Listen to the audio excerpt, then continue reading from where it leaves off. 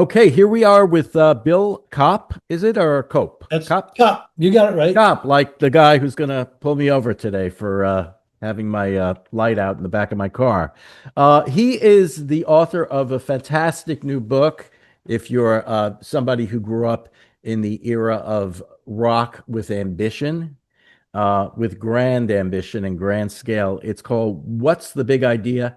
30 Great Concept Albums. And obviously, there's more than 30 that are great, but his book really is a journey through identifying what the actual concept album is, and then a bunch of excellent examples over the year.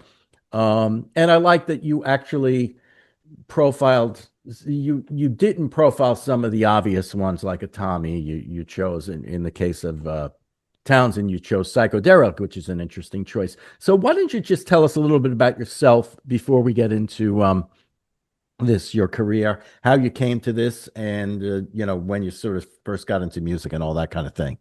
Well, I got into music when I was just a little kid. I mean, Right. in the late 60s, I was listening to AM radio and paying attention to who the artists were when the DJ would identify them at the end of the song. Hmm. I knew from even then that I wanted to be a music journalist when I grew up. I didn't know exactly what that meant, what that entailed, or I might Meant not have free. known It meant free albums. it. Exactly. Yeah, but that was my goal. And after a number of years in the corporate world, I pivoted back to being a music journalist, and I've been doing it for 20 years now. Wow, great. Well, tell us about some of the other stuff you've done before this, if you don't mind. Well, what's the big idea is my third book. My first Hmm. one was called, oh goodness, I'm drawing a total blank. That's amazing. Well, my second one was called Disturbing the Peace, 415 Records and the Rise of New Wave. And my Wow. first one was called Reinventing Pink Floyd from Sid Barrett to the Dark Side of the Moon. Oh, I think I read that. Ah, Yeah, great. So, but and then now, this one is why concept albums? Do you think why concept albums and why now? the idea of concept albums has long fascinated me with the idea of sort of swinging for the fences, trying to sort of go with a, so to speak, a big idea in terms Hmm. of making an album. Not that there's anything wrong with a great single or a fine collection of 10, 12, 15 unrelated songs, but the idea of taking it a step further if the artist chooses to, and Hmm. trying to put something together that has a central theme or any kind of unity, whether it's strictly musical, whether it's lyrical, whether it's narrative, whatever it is. To me, that's just an interesting approach, and it's yielded some really, really fascinating works. And I have a bunch of concept albums in my record collection. Hmm. And so that inspired me to do a book along those lines. And Hmm. then the idea that, well, there is this idea that the era of the concept album was, we'll say, late 60s to mid 70s, and that it's kind of a rock thing, Hmm. maybe even a progressive rock thing. That's while there's some truth to that, really the concept album existed before that period, and it continues to exist, and there have been many, many, many examples outside of progressive rock, outside of Right. rock entirely, really, really good ones. And so I wanted to emphasize those things in my examination of concept albums. Well, one of the things I really did like, and I referenced it, I did do, I will add it to this, the description of this, but I did do a review for New York State Music on your book, is that you kind of marked a potential starting off point with Frank Sinatra. Yes. So tell us a little bit about that. Why do you think it was Frank? Well, one of the very first, back when the album era really began, when an album went from being a booklet of a bunch of 78s, which is why Hmm. it was called an album, of course, to being a single platter with multiple songs on it. One of the early albums was In the Wee Small Hours, which was a thematically unified collection of torch songs Hmm.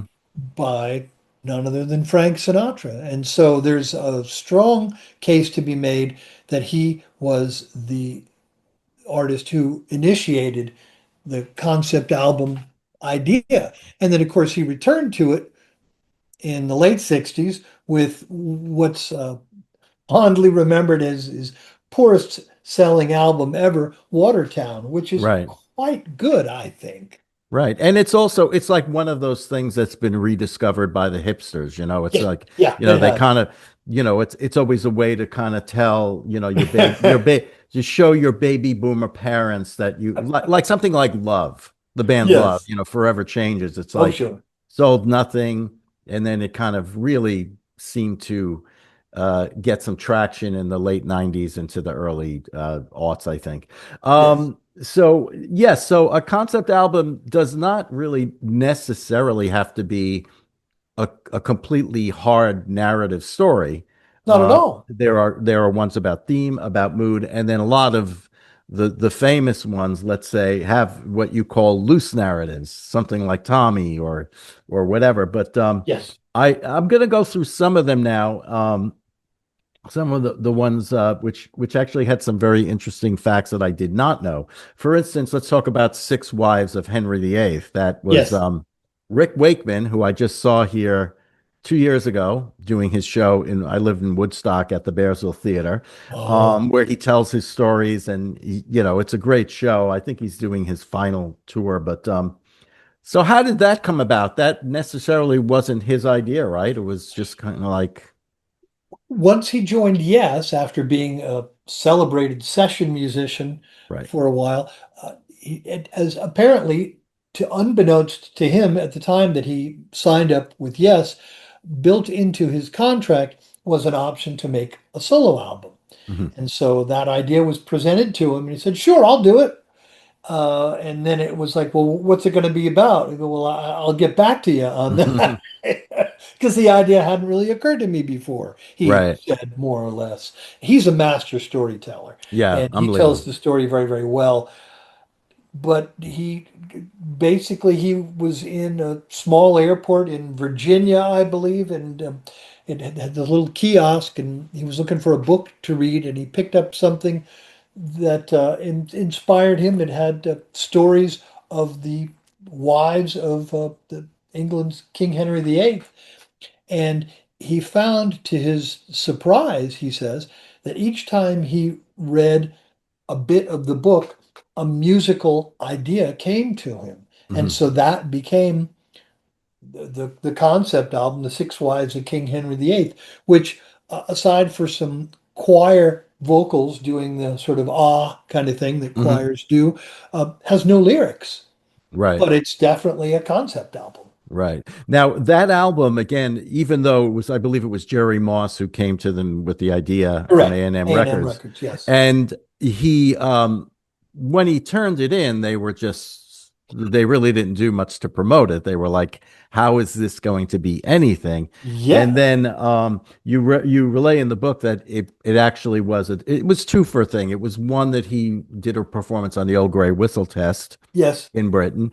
And then the second thing was it hit at the emergence of FM radio, that's which right. guys like us would know that that's when they would play songs that weren't 3 minutes long, and that really did lead to the success of it.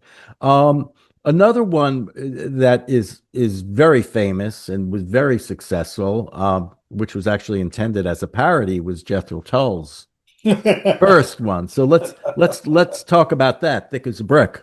Thick as a brick, yes. As Ian Anderson explained to me. Oh, and I should point out that in every case of these 30 albums that I cover, I spoke with the artists who actually made the record. Because Great. sometimes people will say, "Well, why didn't you include this or why didn't you include that?" It's like, Hmm. well, that artist is no longer living, or Hmm. so on and so forth, or they weren't available. Anyway, back to Ian Anderson. When Aqualone came out, it was a runaway success, and Anderson was quite bemused to read reviews in which he was lauded for his wonderful work on this conceptual album. And he was basically said, it's not a concept Hmm. album. You want a concept album? I'll give you a concept album. And so it was, as you say, it was made as a parody of one. It's like, well, what are some of the things that I'm paraphrasing here, but what are some of the things that I can do to really sort of really heavily lean into the idea? Well, here's one idea. I'll make it one track, you Right. know, instead of just long songs, I'll make it a song where, except for the fact that you got to get up and turn the damn record over, it's one song. And so the whole thing was done as he would say, as a piss take of Right. the whole idea of a concept album. And to his bemusement, once again, it was very successful. It was indeed their first number one album, Correct. according to your book. Yes, And it was a very successful platform for a tour.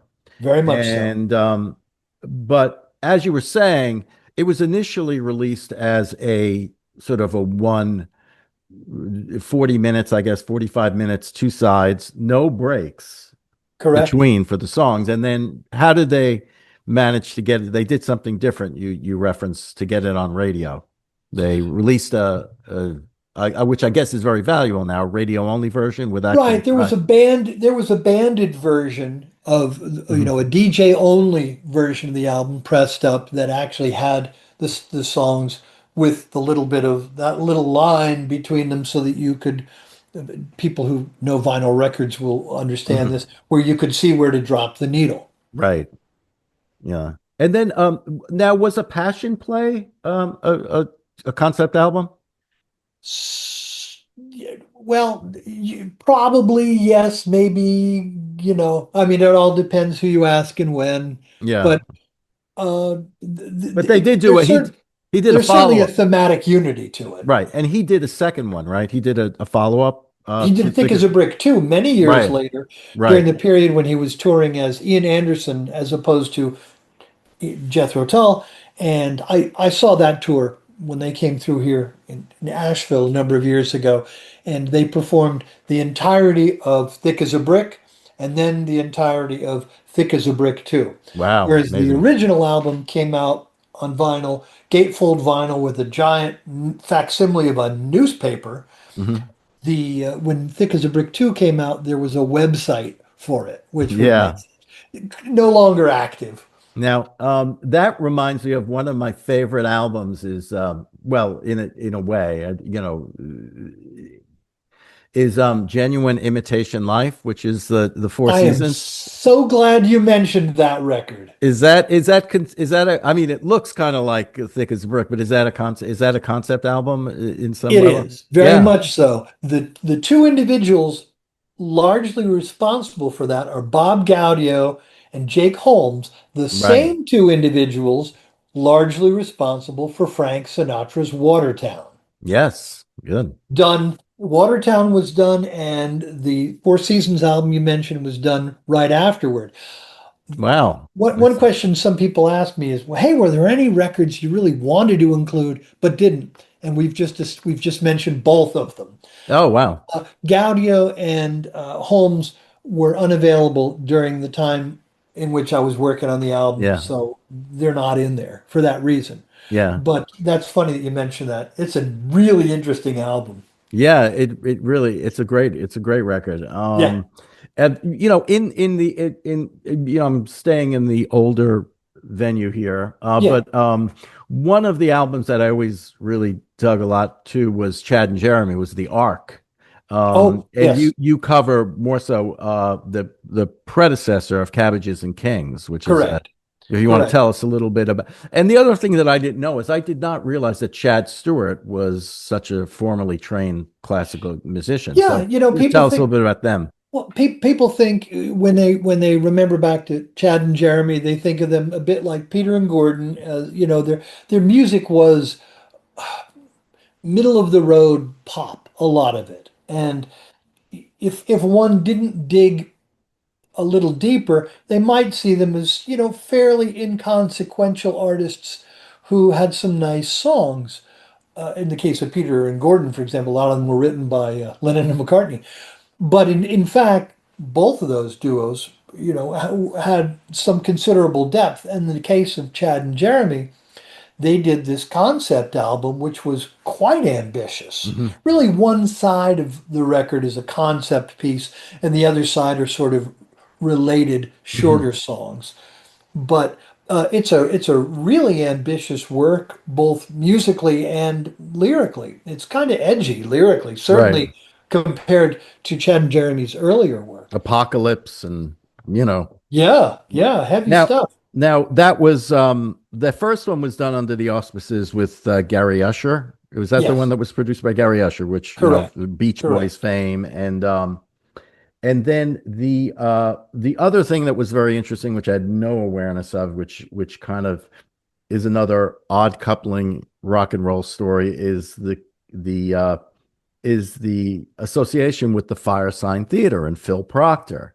Now, a Yes. lot of people don't, I'm probably a little older than you. Firesign Theater was a huge thing in the late 60s into Oh 70s. yeah. A group that did sort of radio plays. And so how did that come about and what did they bring to this Well, particular album? uh, one of the guys in Chad and Jeremy was roommates with Phil Proctor. And Hmm. so that's how they got to know them. And when they were developing the concept of Cabbages and Kings, they decided that bringing to that some sort of spoken word components would be a good way to go. And so they reached out to their friends, the Firesign Theater, who at that point had not yet made their first record. Wow. Oh, really? Yeah. I didn't wasn't aware of that. They Now, were already doing Radio Free Oz, but Waiting for the Electrician or Someone Like Him was mhm. not yet released. And speaking of spoken word, one must mention the Moody Blues and Ray Thomas, correct? Oh, sure. So, Absolutely. so what album was that? Was that Days of Future Past that he did the That poem? was all of them really, but Oh, really? it Yeah. was Days of Future Past was the first one. Breathe deep, the Yeah. gathering gloom. Yes. Yes. That's a FM classic. Oh yes. Um, and then let's move to Townsend for a second because he looms very large in this particular niche. Oh yes. So the one that you profile more deeply in the book is Psychoderelict, but what was his path to Psychoderelict and really conceptual rock, I guess? It might be overstating it to say that everything in his career up to that point led to Psychedelic. And judging from how well it did in the marketplace, I think he'd prefer that we didn't say that. Mhm, mhm, Uh, but essentially, it does sort of follow on from a lot of the semi, and I emphasize the semi autobiographical components in his work up to mhm, that point. mhm. The different things, the different themes that he has explored, and the different ideas uh, have all surfaced in various ways. I think it's not out of line to consider Psychedelic as maybe not a sequel, but a kind of tangential follow-on from Lifehouse, the Mhm. concept, Right. the unreleased concept album that eventually was pared down to become Who's Next. Mhm. So, but the way that Townsend put together Psychedelic, it is very much like, to use a phrase you used a few minutes ago, a radio play. Right. There's dialogue, there are characters, and the music is part of the entire piece. Was that done at the era that he was, I believe he was a book editor, or I don't know Yes. if that was only a name or whatever, Oh but no, no, he was a right, he was legitimate at book Faber and editor for Faber. Faber and Faber. Right. Yes. And I think this was in that particular era or around that time. It So, very much was, yeah. yes. And then obviously, he's got the wonderful, I don't know what you call it, an albatross, but he's got Tommy, he's got Quadrophenia, and which were and again, like you said, Lifehouse, I believe, came out eventually in some form. In some form, it came out in the 21st century. Yeah. Right. Yeah. Now, let's talk about the role that Captain Kirk played in the con. I mean, that, what I love about, reading books such as yours is I really discover things that I flew over my head or under my radar or whatever. And this is one of them, Ponder the Mystery, the album that he made. It's great. I mean, unbelievable band. So The musicians on it, unbelievable. it's George Duke, staggering. Yeah. Steve Vai, Al Di Meola. Yeah. So tell us a little bit about how Shatner, obviously we could talk about, let's take a little bit of his whole recording career, Right, beginning, right. well, That's as good a place to start as any. Well, of course, William Shatner, best known for his work on the original Star Trek series, and then in the wake of that success, he made an album called The Transformed Man, which is a spoken word album with musical backing. And a fun little fact is that the guy responsible for the musical backing on the Transformed Man is the same guy who did all the music for uh, Murray Wilson's solo album. right, right. There you go. And it's Shatner's particular cadence, we'll call it, Mm, of his manner of speaking has been heavily right, parodied. I mean, Family Guy did perhaps the best one right. ever when Sure. Stewie did a cover of his cover of Lucy in the Sky with Diamonds. Uh, the success of that album did not lead to a sustained musical career for Shatner, but he always kind of kept his hand in. And in the 21st century, he did a Mm, number of projects, right, some very creatively fruitful ones with Ben Folds. right. And so uh, around 2012, 2013, he was approached by a record company asking him if he'd like to do another one, this time working with Billy Sherwood, who is one of the, now one of the core members of Yes, or what Hmm. we call Yes these days. Right. He was Foreigner. He was in Foreigner. He was in, He's done a bunch of different yeah, yeah. things. Yeah, and he is kind of a utility man who plays on a lot of people's albums and does a Hmm. lot of all-star projects. The Prog Collective, a bunch of different things. Hmm. So the album is essentially a collaboration between them. Sherwood put together the music, working with Shatner, and Shatner recites his maybe poetry isn't quite the right word. Mm, It's sort of it's sort of blank verse, but it's delivered in his inimitable style. right. A little toned down A from little a toned down, and little, it is imitable yes, because Seth MacFarlane has imitated it. But it's quite fascinating. And what was thrilling to me, number one, that Shatner was willing to talk to me great. because I had been told that he won't talk to you, but will pass on your request Hmm. pro forma. And he came back and said yes. And I believe that part of that, similar to the way things went with Pete Townsend, if I had reached out and said, "Hey, can we talk about Star Trek?" or he would have Right. said, "No, done that. Go away." But it's like, "Hey, talk about something that's a bit of an outlier, something that I'm proud of, something that's really interesting. Yeah, let's chat." And so we did, and it was fascinating. So, he one of the things that came up in our conversation is, and I phrased it more elegantly than this, but it's like, why do you talk like that? And Hmm. and he explained it in a way that made perfect sense. Please let us know. Well, you got to read the book. Okay. It's a little too detailed to go into, Okay. Okay. but it has to do with his training as a stage actor, Right. really, Yeah, and very much. his limitations as a singer. Yeah. Is Well, those things together? That's well, kind of again, as we said, the album itself, the music is pretty astounding. it I is. would call it progress. It's fairly progressive rock, but it has Al Di Meola. Yes. Ponder the Mystery, which is the title track, has wonderful guitar playing by Steve Vai. It Yeah. has a whole bunch of people, George Duke. So that's a really, I would say that's a worthwhile. They're all worthwhile to check out, but that you may actually be surprised at how good it is.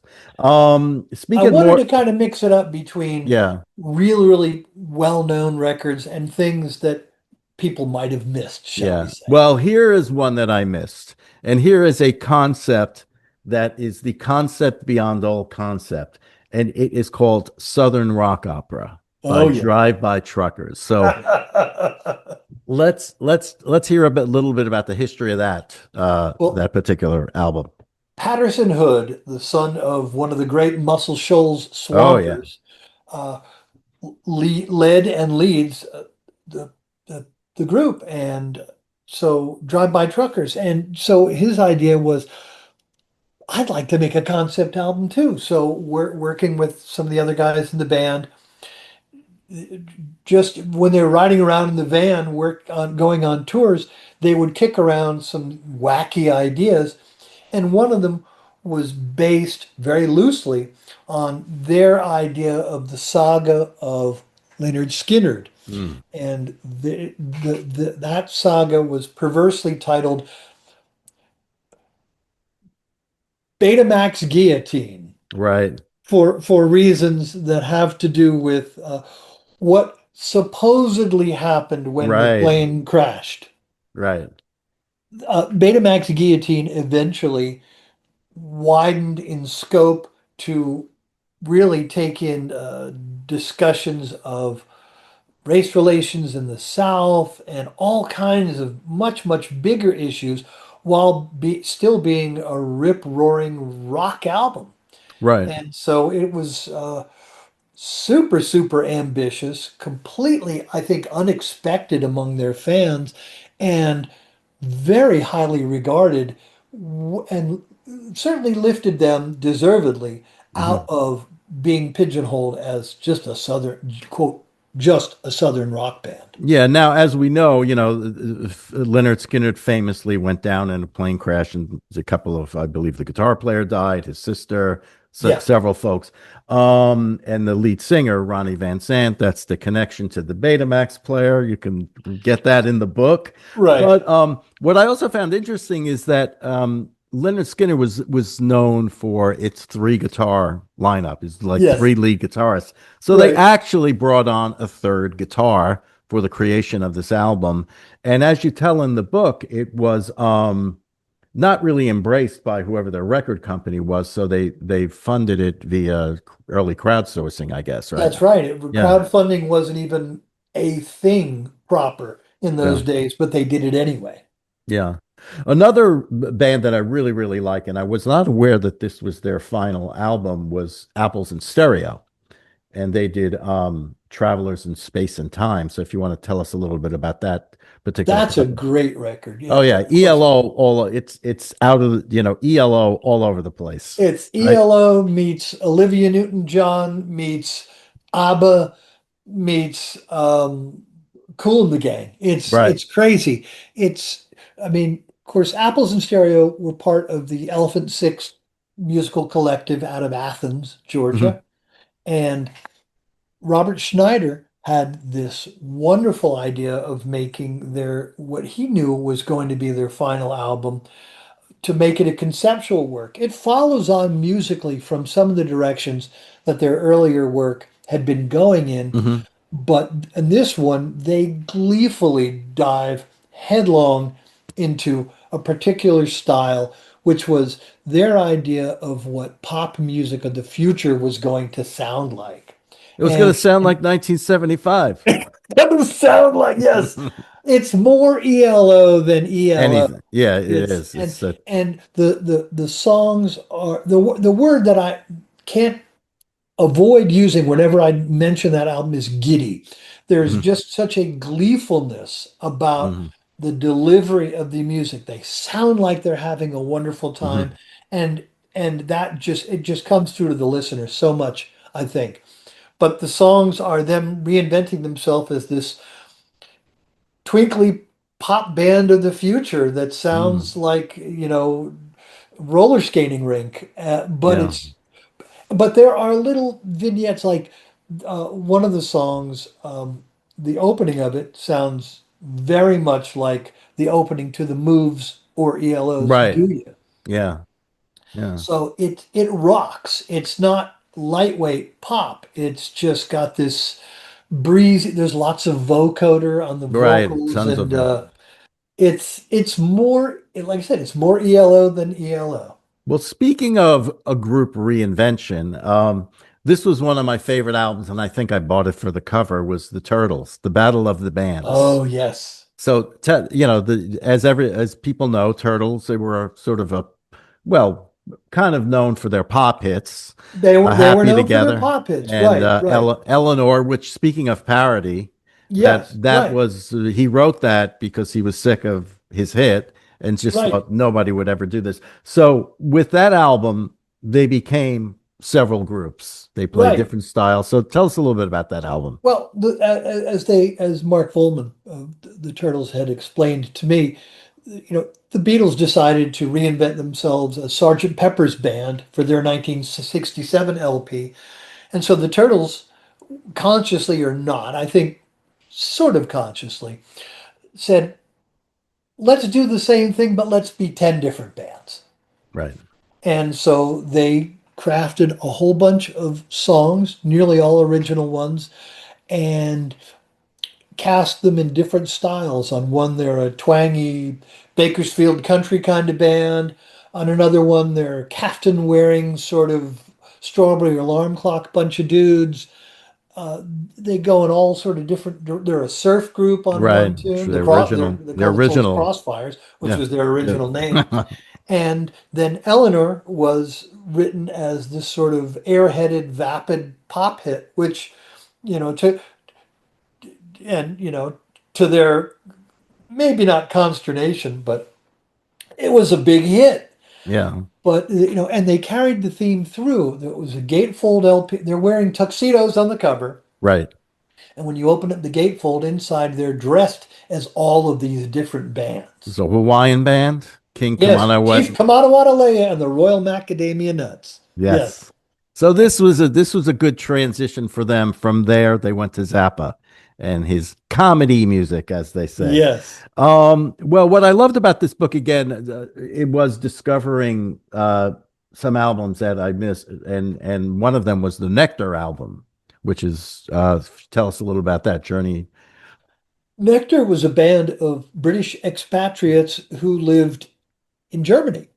And to this day, when people think of them, there a lot of people think, oh, they were a German band. Well, Mhm. they kind of were, but it was all British guys.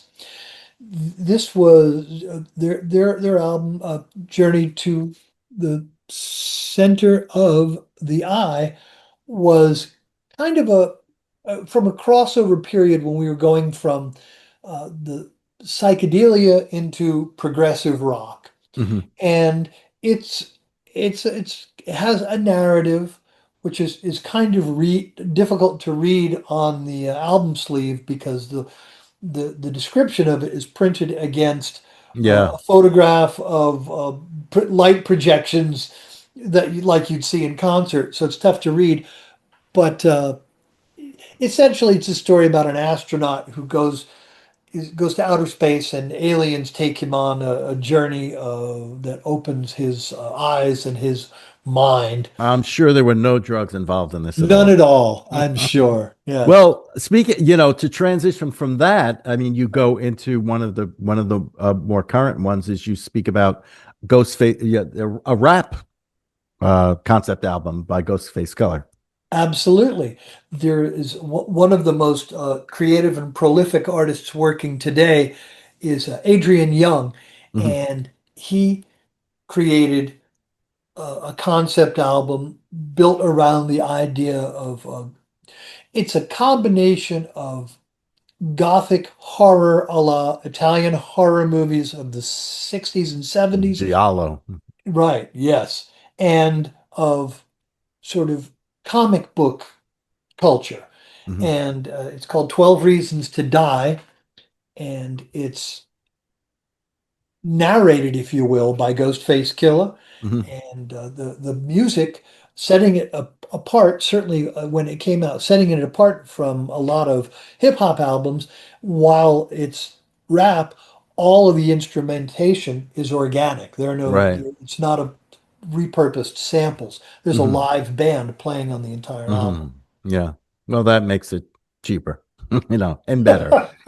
Cheaper and better. Better, I think, in this And then case. what are some of the ones that what are some of the ones that you think are the best, and some of the ones that you just think, well, maybe they were a little too ambitious and their else doesn't quite hold together. If you want to go there, you don't have to go there.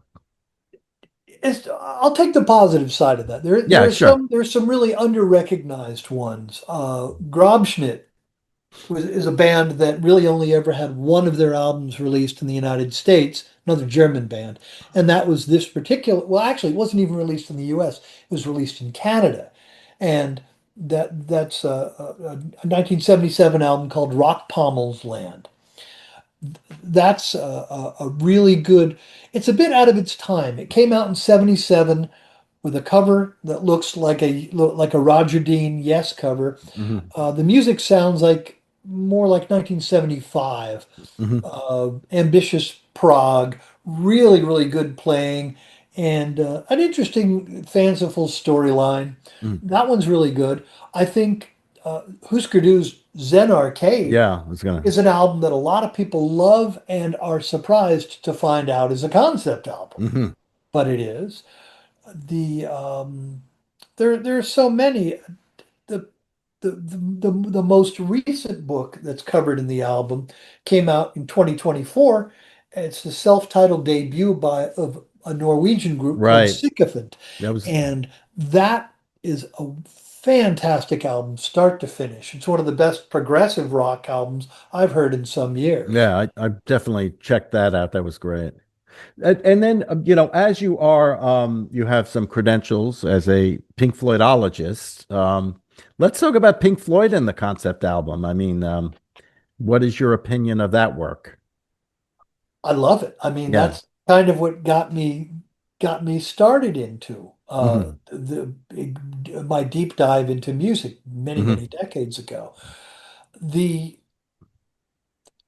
there's all kinds of sort of thematic unity in earlier pieces. I mean, of course, Dark Side of the Moon is the one that everybody thinks of. Hmm. But prior to that, there was Atom Heart Mother, which was a Sure. sidelong suite, and there was Echoes, which Hmm. is 23 minutes. They're conceptual. They're more musically conceptual as Hmm. opposed to lyrical, and they're single pieces.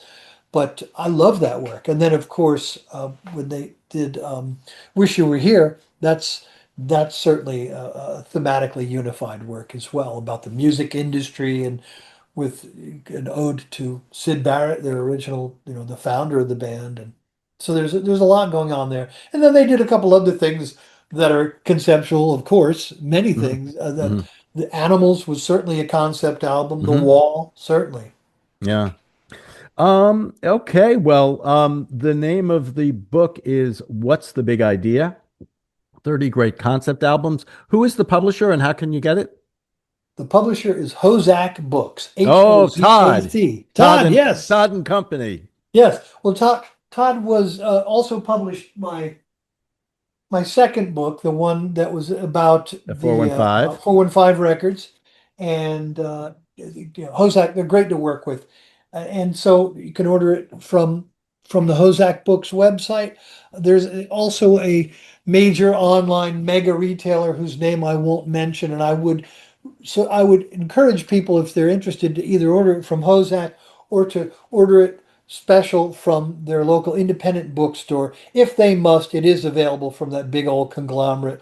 But I will tell you that they charge more for it and everyone involved gets less. And the money is probably going to go into Places I don't want to see it yeah, go. what is it? The stuff that the medicine you take to stay young and the stuff that you put in your face to make your wife look young. So Yes, we'll leave it at that. But we'll leave it at that. thanks again for joining me My pleasure. and stick around for a second. Okay.